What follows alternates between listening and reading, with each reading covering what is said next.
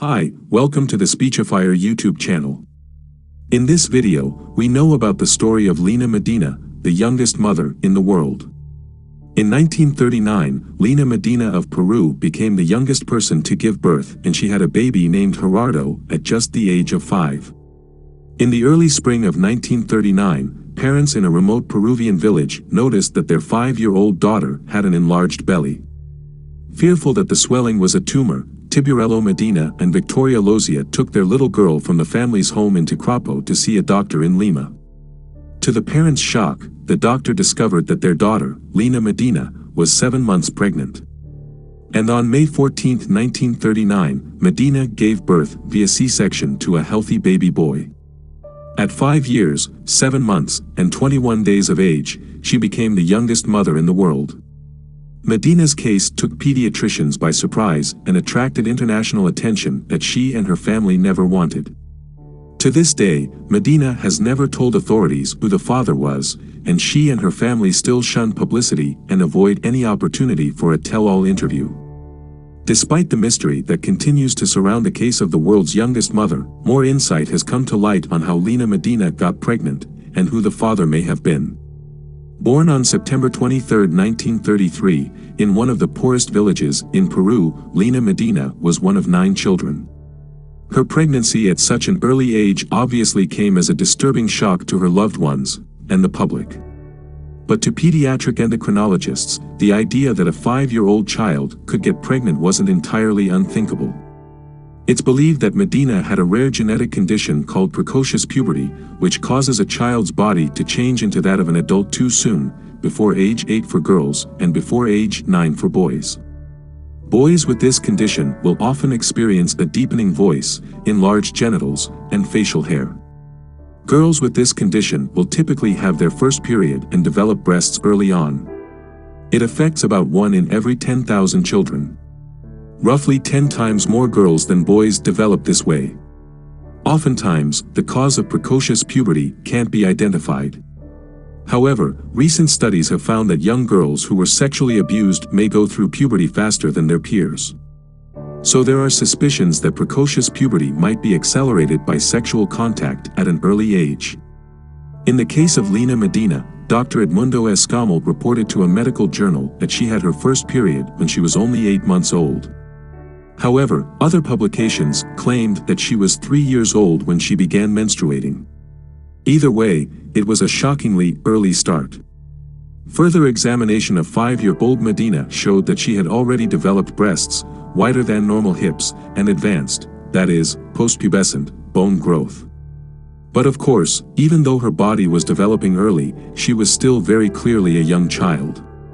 Precocious puberty partially explains how Lina Medina got pregnant. But of course, it doesn't explain everything. After all, somebody else had to get her pregnant. And sadly, given the 100,000 to 1 odds against it, that person probably wasn't a little boy with the same condition that she had. Medina never told her doctors or the authorities who the father was or the circumstances of the assault that led to her pregnancy. But due to her young age, she might not have even known herself.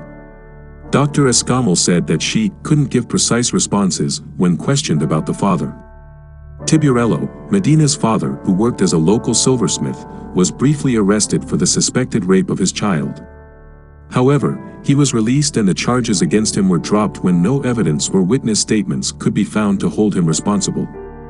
For his part, Gerardo strenuously denied ever raping his daughter.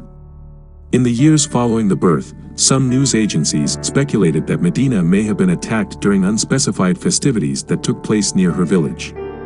However, this was never proven. Once Lina Medina's pregnancy became generally known, it garnered attention from all over the world. Newspapers in Peru unsuccessfully offered the Medina family thousands of dollars for the rights to interview and to film Lina.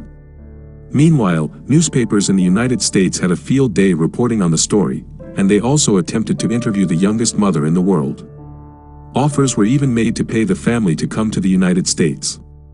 But Medina and her family declined to speak publicly. It was perhaps inevitable, given the astounding nature of Medina's condition and her aversion to scrutiny, that some observers would accuse her family of hoaxing the whole story. In the over 80 years that have passed, this seems unlikely to be the case.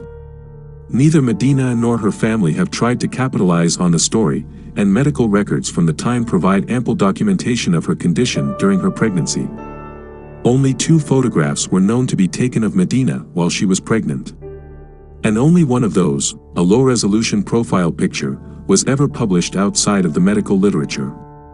Her case file also contains numerous accounts by doctors who treated her, as well as clearly defined X-rays of her abdomen that show the bones of a developing fetus inside her body.